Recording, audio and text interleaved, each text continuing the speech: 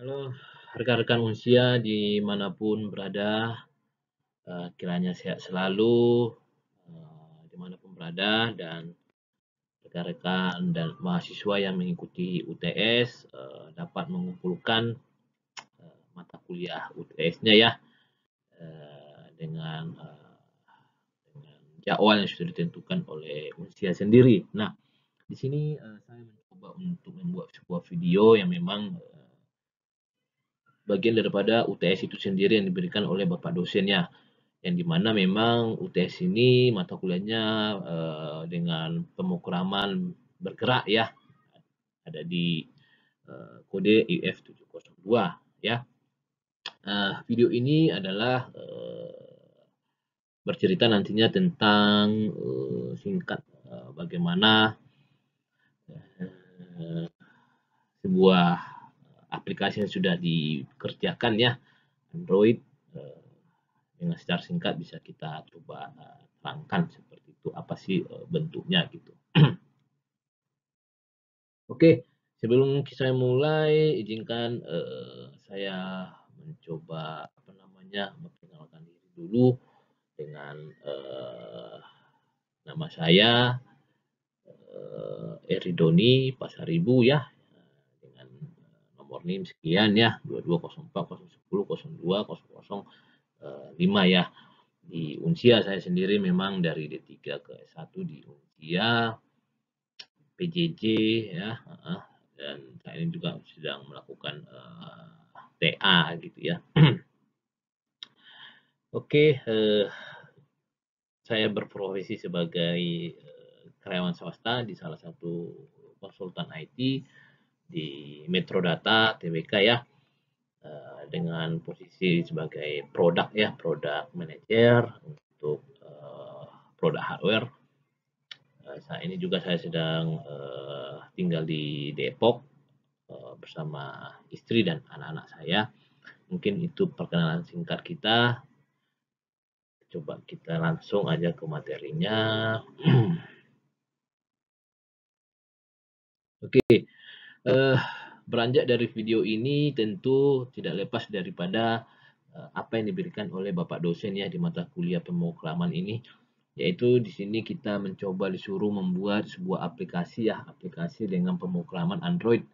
Nah, tentunya di dalam aplikasi itu ada semacam terdapat activity ya, activity intense ya, tentu testing juga, debug juga ya, dan using supportnya seperti apa, terus user interaksinya seperti apa, dan user experience-nya serta testing user interface-nya ya. Testing ini mungkin bisa masuk ke kategori user interaction ya, karena memang bisa aja satu paket seperti itu ya. Nah, di sini saya mencoba memilih salah satu studi kasus di education. Ada banyak hal yang ada sekitar 5 yang diberikan oleh Bapak dosen, tapi saya memilih salah satu yaitu di education. Kita coba langsung ya. Nah, ini yang sudah saya coba raba-raba, saya coba buat ya di dalam Android dengan tampilan yang bisa kita lihat ya di nama projectnya sendiri, aplikasinya itu dari EduSmart ya, saya buat ya EduSmart. Nah, EduSmart ini sebuah aplikasi edukasi ya, education yang tentu memang untuk mendukung mendukung proses pembelajaran secara digital, hampir sama seperti yang kita lakukan di LMS ya, di Unsia seperti itu. Nah, bisa kita lihat sendiri tampilannya ya, ada home ya, tentu seperti standar aplikasi home itu ya tentu untuk mengakses menu-menu utamanya kan gitu, tampilan depannya seperti apa kan gitu. Terus ada juga tampilan-tampilan seperti kelas, materi pelajaran, forum diskusi ya, terus jadwal, profilnya juga ya. Profilnya ini tentu profil kita sendiri yang akan mengakses si aplikasi ini. Terus ada bantuannya juga, terus ada about ini. About ini tentang ya versinya, terus legalitasnya dan lain sebagainya. Oke, kalau kita klik menu beranda ya, home ini ya, tentu kita akan dihadapkan pada halaman ya, halaman awal aplikasinya tersendiri gitu ya. sudah kita lihat ya seperti di layar gitu. Nah, ada juga langsung isinya ya. Nah, isinya ini tentu hal-hal yang memang berkaitan dengan artikel gitu ya. Berita-berita mengenai pendidikan yang ada di dalam aplikasi tersebut. Terus di dalamnya itu juga kita bisa melihat kelas aktif seperti apa kan itu. Terus nanti di kelas aktif ini bisa kita lihat ya yang sedang daftar-daftar kelasnya seperti apa. Terus progres belajar ini bisa juga melalui kita dapatkan seperti grafik ya, progres belajarnya seperti apa gitu. Terus capaian presentasinya, terus pengguna yang akan apa namanya pengguna yang memang aktif dalam proses pelajaran itu gitu.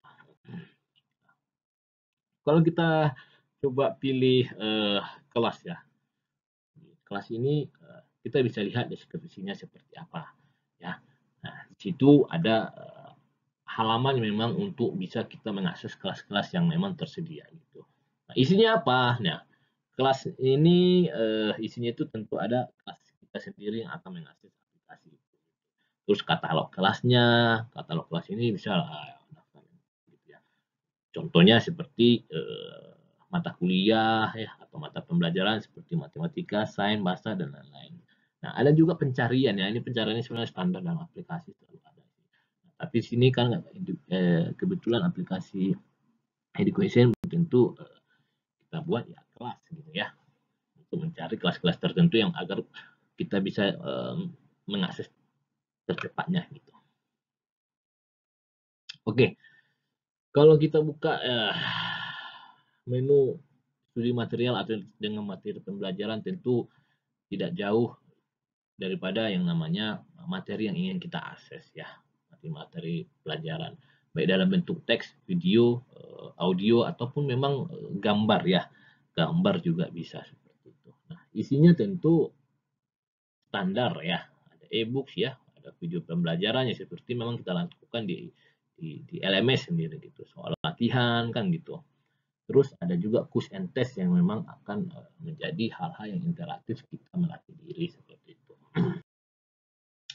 Nah, di aplikasi ini sendiri tidak lupa memang kita mencoba untuk membuat suatu forum ya, forum ataupun diskusi secara umum baik itu pihak-pihak terkait melalui dosen ataupun guru gitu ya terhadap mahasiswa ataupun mahasiswanya gitu. Nah, tentu forum ataupun topik-topik ini ya terkait dengan pendidikan itu sendiri gitu. Apa yang mau akan kita tanyakan kepada guru, terus guru juga langsung akan menjawab di forum tersebut gitu. Nah, jadwal. Jadwal ini standar ya seperti yang sudah kita lakukan di LMS. Ada kalender ya untuk mengelola waktu si siswa dalam proses waktu belajarnya. Terus ada isinya itu apa saja jadwal kelas ya. Terus bisa juga mereminder ya tugas atau mengingatkan si siswa untuk menyelesaikan tugas ataupun ujian itu sendiri. Profile ya tentu dengan akses daripada si aplikasi Android ini sendiri. Contohnya saya itu akan ada profilnya di si aplikasi ini sendiri. Gitu. Baik dari sisi nama, email, informasi lainnya. Gitu. Serta bisa kita juga mengupload, membuat sertifikat agar di profil tersebut bisa dilihat. Gitu ya. Nah, pengaturan setting ini adalah standar daripada aplikasi gitu ya. Tentu tujuannya adalah untuk menyesuaikan pengaturan dalam aplikasi tersebut agar mudah digunakan ya. Terus tentu bisa men-setting notifikasi mode-mode tertentu ya, terus memilih bahasa gitu, privasi dan keamanan daripada si pengguna gitu. Sama seperti halnya di slide sebelumnya ya bantuan ya, ini memang aplikasi daripada standar ya, hampir semua aplikasi ada ini. Nah, ini biasanya menggunakan apa namanya membantu si pengguna dalam menggunakan aplikasi ini. Contohnya orang-orang yang memang baru pertama sekali login ataupun pertama sekali mengakses aplikasi ini tentu menu ini sangat membantu si pengguna gitu. Tentu kita mengklik menu upload ya tentang ya. Ini standar juga di dalam aplikasi. Biasanya ini informasi terkait mengenai aplikasi itu sendiri, seperti versi daripada aplikasi itu versi berapa kan gitu ya. Terus tim pengembangnya ya, terus license, terus hal-hal terkait dengan aplikasi tersebut bisa di menu tercentang di menu upload ini. Seperti itu. Oke, mungkin itu adalah video materi singkat daripada jawaban UTS yang diberikan oleh Bapak dosen kepada saya, dan mungkin mahasiswa yang melihat video ini nantinya tentu orang yang memang bergerak di bidang pekerjaan pemrograman akan lebih uh, bisa mengembangkannya lagi seperti itu. Itu yang bisa saya ucapkan. Sebelumnya saya juga berterima kasih kepada Bapak dosen atas UTS yang diberikan, pembelajaran yang diberikan, dan saya juga mohon maaf kepada Bapak dosen kiranya ke depan bisa lebih baik lagi di dalam hal-hal kekurangan proses belajar dan pengerjaan UTS ini. Sekian dan terima kasih.